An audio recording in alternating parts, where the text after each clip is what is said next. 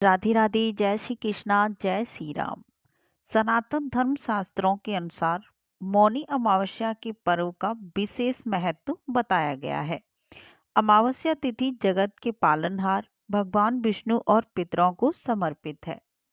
धार्मिक मान्यता है कि इस दिन दान करने से पितरों को मोक्ष की प्राप्ति होती है। इसके अलावा पवित्र नदी में स्नान करना का भी बहुत ज़्यादा महत्व बताया गया है। पंचांग के अनुसार हर साल माघ माह के कृष्ण पक्ष की अमावस्या के दिन मौनी अमावस्या का त्योहार मनाया जाता है। इस बार मौनी अमावस्या जो रहने वाली है वो है 29 जनवरी को। इसे माघ अमावस्या के नाम से भी जानते हैं। अब साथियों बात करते हैं कि 29 जनवरी को मौनी अमावस्या जो रहने वाली है उसका शुभ मुहूर्त क्या रहने वाला है। तो माघ अमावस्या की तिथि की शुरुआत 28 जनवरी को रात 7:35 पर होगी और 29 जनवरी को शाम 6:05 पर खत्म होगी। यानी कि 28 जनवरी की रात को 7:35 से ही मौनी अमावस्या की शुरुआत हो जाएगी। लेकिन हिंदू धर्म में वह तिथि शुभ मानी जाती है जो सूर्य भगवान के उगने के साथ साथ शुरू होती हो या फिर पहले से ही लगी हो। तो 29 जनवरी को जब सूर्य भगवान उगेंगे तो उस टाइम पर मौनी अमावस्या तिथि लगी होगी। तो इसलिए 29 जनवरी को शुभ मानकर मौनी अमावस्या को 29 जनवरी को ही रखा गया है, जो 29 जनवरी की शाम 6:05 तक चलने वाली है। तो साथियों ये एक शुभ तारीख है 29 जनवरी। वैसे अमावस्या की शुरुआत, मौनी अमावस्या की शुरुआत 28 जनवरी को ही हो रही है शाम को, लेकिन सूर्य भगवान के उगने के साथ साथ जो मौनी अमावस्या की शुरुआत होगी वो होगी 29 जनवरी को। तो आपको पता चल गया होगा कि मौनी अमावस्या की शुभ तारीख कौन सी रहने वाली है। तो वो है 29 जनवरी। हर महीने में पितरों को प्रसन्न करने के लिए अमावस्या तिथि पड़ती है। माघ माह में मौनी अमावस्या मनाई जाती है। मौनी अमावस्या के दिन पितरों को पिंडदान और तर्पण किया जाता है। धार्मिक मान्यताओं के अनुसार ऐसा करने से पितरों को मुक्ति प्राप्ति होती है और साथ ही व्यक्तियों को पितरों की कृपा भी मिलती है। मौनी अमावस्या के दिन मौन व्रत किया जाता है। इस पर्व को माघ माह में मनाया जाता है। इस दिन विशेष चीज़ों का भी दान किया जाता है। मौनी अमावस्या के अवसर पर पिंडदान और तर्पण करने का विशेष विधान है। साथ ही श्रद्धा अनुसार अन्न और धन का दान किया जाता है। इसके अलावा पवित्र नदी यानी कि गंगा, यमुना, सरस्वती में स्नान करना बहुत शुभ माना गया है और मौन व्रत भी मौनी अमावस्या के दिन रखा जाता है। धार्मिक मान्यता है कि इन शुभ कामों को करने से सुख समृद्धि में वृद्धि होती है और व्यक्ति पर पितरों को कृपा हमेशा बनी रहती है। इस दिन मौन व्रत करने से मन काबू में होता है और ध्यान में एकाग्रता बढ़ती है। लेकिन क्या आप जानते हैं मौनी अमावस्या का पर्व इतना प्रचलित कौन है? तो इसके पीछे बहुत बहुत सारी घटनाएं बताई गई हैं। साथियों अब बात करते हैं कि मौनी अमावस्या के दिन हमें किन किन चीज़ों का दान करना चाहिए।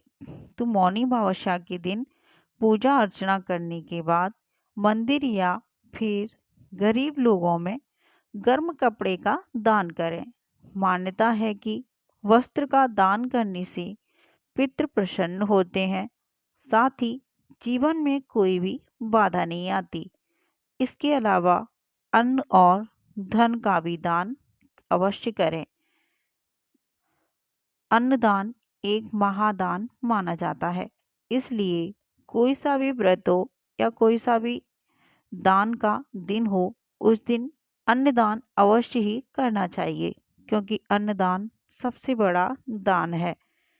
इसके साथ साथ हमको सर्दियों का समय है तो कंबल, रजाई वगैरह भी दान अवश्य करनी चाहिए। जो ज़रूरतमंद लोग हैं या फिर जो गरीब हैं, उन गरीबों में कपड़ों का वितरण भी करना चाहिए। इनके साथ साथ ऐसे दान करने से हमारे जो पितृदोष होते हैं वो भी खत्म होते हैं और भगवान भोले शंकर या विष्णु भगवान सभी देवी देवताएं खुश होते हैं और अपनी कृपा हमारे ऊपर बनाए रखते हैं। मौनी अमावस्या के दिन देवी देवता और पितृगंगा में स्नान करते आना चाहिए। ऐसे में मौनी अमावस्या के दिन ब्रह्म मुहूर्त में पवित्र नदी में स्नान करें। माना जाता है कि ऐसा करने से सुख समृद्धि में वृद्धि होती है और पूर्वज खुश होते हैं। यदि किसी वजह से गंगा स्नान करना संभव नहीं है तो आप अपने घर के जल में थोड़ा सा गंगा जल लें और उसमें डाल लें और डालते समय हर हर गंगे बोलकर स्नान कर लें। तो ऐसा माना जाता है कि जैसे गंगा में स्नान करने के बराबर घर का स्नान होता है। तो अगर आप किसी पवित्र नदी में स्नान नहीं कर सकते, आपके यहाँ कोई भी नदी नहीं निकली है या फिर आप उस स्थान पर नहीं जा सकते, तो आप घर के ही जल में गंगा जल डाल लें और फिर स्नान कर लें हर हर गंगे बोलकर। तो माना जाता है कि गंगा स्नान के बराबर हो जाता है। और इस दिन आप जहाँ पर भी पूजा करें तो उस मंदिर पर गंगा जल का छिड़काव कर लें। जो भी मूर्ति हैं उनको साफ कर लें और भगवान विष्णु और भोले शंकर, माँ पार्वती, गणेश भगवान, इन सभी देवताओं की पूजा करें। साथियों, बता दें कि प्रयागराज में चल रहे महाकुंभ का मेला, जिसमें लोग बहुत दूर दूर से, देश विदेश से लोग आ रहे हैं और स्नान कर रहे हैं। तो मौनी अमावस्या के दिन आप हो सके तो महाकुंभ में स्नान कर सकते हैं।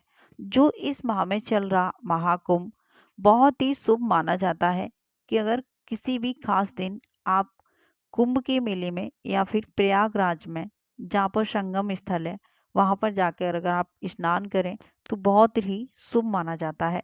क्योंकि वो जो स्थान है बहुत ही पवित्र है, वो एक संगम है, वहाँ तीनों नदियों का मिलन हुआ है। तो आप उस स्थान पर जाकर स्नान कर सकते हैं। क्योंकि मौनी अमावस्या के दिन एक पवित्र नदी में स्नान करना बहुत शुभ माना गया है। तो आप महाकुंभ में भी स्नान कर सकते हैं मौनी अमावस्या के दिन।